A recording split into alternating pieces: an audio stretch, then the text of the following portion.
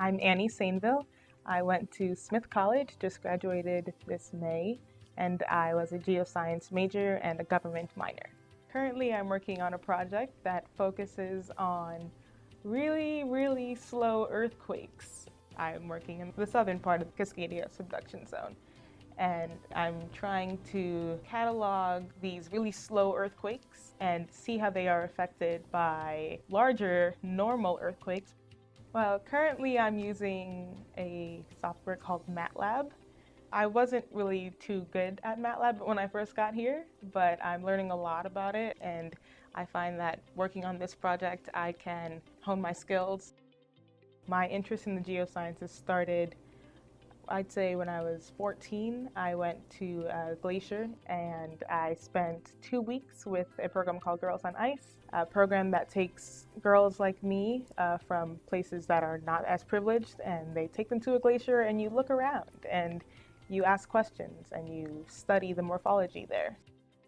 In high school, I ran track, and I was also part of the New York City crew team called Row New York.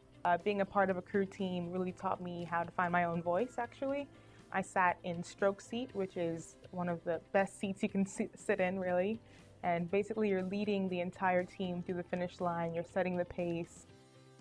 I like the freedom and the independence of college. I had really small classes, and I could do a lot of research with all of the people in my department, so I took advantage of that.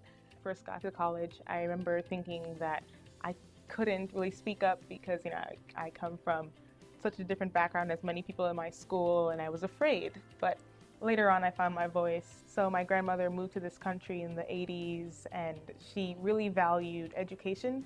She didn't have the opportunity to go to college, and she had to really work at home in Haiti, and I always knew that I would make her proud. I would tell a high school junior to not be afraid to study what they want to study, and I would encourage them to take a lot of their math courses seriously because it helps.